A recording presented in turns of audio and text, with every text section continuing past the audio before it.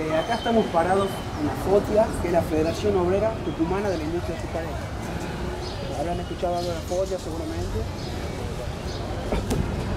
Como pueden ver, el lema Tucumán es azúcar, digamos, está todavía muy vigente, ya que caracteriza la importancia que tuvo la industria azucarera acá en Tucumán, que es la principal actividad económica que tiene la provincia. Para ubicarlo un poco en el contexto, digamos, lo vamos a remontar al siglo XVIII, en la época colonial acá. Los primeros que iniciaron la elaboración del azúcar acá en Tucumán fueron los jesuitas. ¿Quiénes fueron los jesuitas? ¿Alguien sabe? ¿Quiénes fueron los jesuitas? Era la orden religiosa que mayor influencia tuvo en el continente y en la región durante todo el periodo colonial.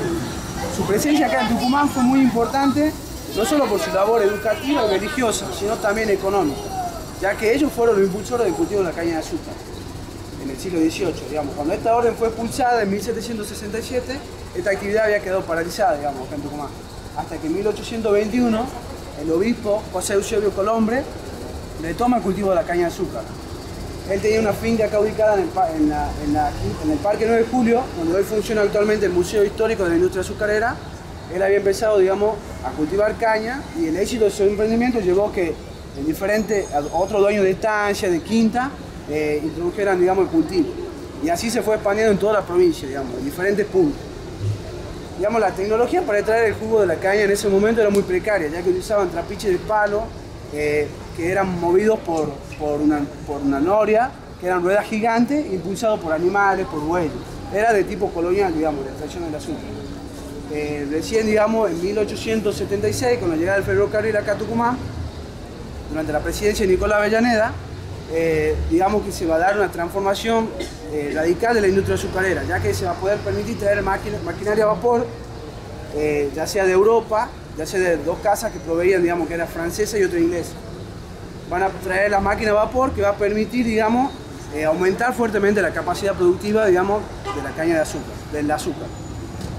Esto también va a permitir que se forme una nueva clase trabajadora, digamos, al venir mucha gente a trabajar, digamos, en la industria azucarera, va a permitir también que se forme una nueva clase trabajadora, digamos, va a crecer, digamos, todo este sindicalismo y ahí es donde se va a empezar a formar, digamos, los sindicatos acá en Tucumán, que a partir del 43, durante la gestión de Perón también, que va a impulsar toda esta sindicalización. Sí. Bueno, no, por ahí una cosa, o sea, volviendo a esto con la llegada, digamos, de las maquinarias a vapor y todo, se instalan una de las primeras fábricas que hay en Argentina, ¿no? Que son los ingenios, ¿no? Que por ahí, digamos, también está interesante como destacar eso, porque muchas veces, por ejemplo, por lo menos acá, se asocia la cuestión de la industria azucarera con una cuestión más como campesina o feudal, una cuestión así. Bueno, y fueron, sin embargo, las primeras industrias, o una de las primeras industrias que se instalan en Argentina, ¿no?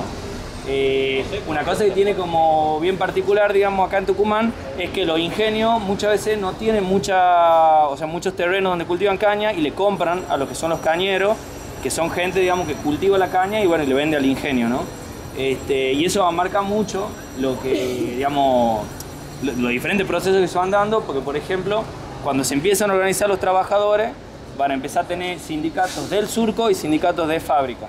Por ahí la diferencia que hay es que el de surco tiene que ver más todo con lo que es, digamos, la cosecha de la caña y el traslado al ingenio.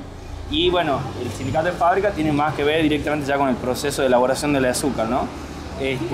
Bueno, a comienzo del siglo, si bien a finales del siglo XIX ya hay grandes conflictos, para comienzo del siglo XX se empiezan a conseguir las primeras grandes conquistas, digamos, digamos, lo que es ya el movimiento obrero azucarero, que tienen que ver con el pago en plata, digamos, en moneda, de lo que se trabajaba, porque antes por ahí es muy conocido también que se pagaba en vales. O sea, el dueño del ingenio tenía una despensa y pagaba en vales que solo se podían canjear en la misma despensa, ¿no? Digamos, la primera huelga que hay, digamos, de los trabajadores del azúcar se da en 1908, digamos, que es lo que dice Rodrigo, que se consigue, digamos, que eliminar los vales y que se pague, digamos, con moneda nacional. Claro. Después hay otra huelga que es en 1927 también, que buscan mejoras salariales, y ahí es cuando ya se empiezan a organizar, digamos, para lograr estas conquistas. Sí, y hay un proceso de avance y retroceso ahí, digamos, porque hay una represión muy fuerte, digamos, ¿no? de parte de los empresarios, y ahí también surge, no sé si estaban viendo el video del familiar, bueno, por esa época, digamos, que surge fuerte, digamos, lo que tiene que ver con el familiar, que en realidad si uno se pone a ver tiene que ver con la persecución a los trabajadores, y que en los procesos de grandes luchas desaparece muchas veces, o cuando hay una agresión muy fuerte, desaparece la imagen del perro familiar. Y bueno, y cuando, digamos, cuando hay represiones muy grandes, por ejemplo, en la última dictadura militar, como que también hay un resurgimiento del perro familiar que tiene que ver con esto, ¿no? Bueno, por ahí llegando, digamos, ya a los 40, casi todos los ingenios van a tener ya su sindicato. ¿Qué es esto? Hay sindicato de surco, de fábrica, y hay algunos que tienen sindicato de surco y fábrica juntos, ¿no? Y cuando asume Perón en el 43 la Secretaría de Trabajo, digamos, empieza a tener también una política muy fuerte hacia, digamos, el sector de los azucareros, y va a fundar en el 45 la FOTIA. Lo que tiene por ahí de importante es que es la primera vez que se nuclea todos los sindicatos de la provincia, o sea que promueve la sindicalización, se generan nuevos sindicatos, la mayoría en el 44, los que faltaban, digamos, se terminan fundando, y bueno, y FOTIA lo va a nuclear en el 45. En un comienzo la idea de FOTIA era nuclear todos los trabajadores del azúcar de Salta y Jujuy también, y a partir de los diferentes conflictos que hay, deciden solo reducirla a Tucumán. Por ahí, digamos, como para ubicarse para esa época, Tucumán era no solo, digamos, el azúcar era la principal, digamos, producción económica de la provincia, sino que a nivel nacional era el principal productor, digamos. Creo que para los 50 más o menos se calcula que el 60% de la producción de azúcar salía de Tucumán. O sea, por ahí más de una de cada dos bolsas de azúcar salía de acá, ¿no? Y más o menos el mismo porcentaje ocupaba dentro de la economía provincial. Además, la estrategia que tenía Perón, digamos, era organizar a los trabajadores del azúcar, ya que, digamos, la actividad ya era la principal actividad, digamos, en todo el norte, y, digamos, y también para que evitar, como decía Rodrigo, estas injusticias sociales, evitar cualquier intento de revolución social, ya que los trabajadores tuvieran, digamos, mejores beneficios, obra social. Digamos, Perón impulsa esta estrategia también porque la actividad movilizaba una enorme masa humana, ya que venían muchos trabajadores también golondrinas a trabajar acá, especialmente en Santiago del Estero, de Catamarca, venían a trabajar acá en la zafra como peladores de caña y también en los surcos. ¿Alguien ha visto, saben qué es la zafra? ¿Sí? ¿No? Bueno, no. Ah.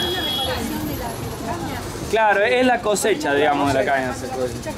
Claro. No son hachas, ¿cómo se llama? Sí, con la macheta. Con la macheta. Bueno, la zafra, digamos, implica como una gran cantidad de mano de obra, que en su mayoría es gente que viene de otros pueblos, o por ejemplo muchos de Salta, de Santiago del Estero y hasta de Bolivia. Hace poco me acuerdo que Evo salió a decir de que él venía a la zafra, no sé si acá o en Salta, cuando era chico, por ejemplo. Y digamos que si bien después se lo va mecanizando mucho más, hasta esa época movía muchísima cantidad de gente. Y a su vez, alrededor de los ingenios, digamos que en ese momento eran el campo, se van formando pueblitos, que alrededor del pueblo lo que, digamos, se van asentando, digamos, como diferentes anillos, que primero están los que trabajan en la fábrica, que por ahí son como por ahí los trabajadores más calificados, digamos, del ingenio, y se va armando todo alrededor. Generalmente los que en peores condiciones estaban eran los obreros del surco, que eran, digamos, los vinculados a la cosecha, que eso, no solo muchas veces eran inmigrantes, sino que también vivían muchas veces ahí, y vivían en casas súper precarias, digamos, que muchas veces la construían ellos mismos, porque la otra casa muchas veces la construía el ingenio. Y a su vez una cosa bien importante es que se genera ahí es que los ingenios proveen de luz, agua, muchas veces pagan las escuelas o los hospitales de los pueblos, ¿no? Así que toda la actividad, digamos, de los pueblos giraba en torno a, digamos, al azúcar, ¿no?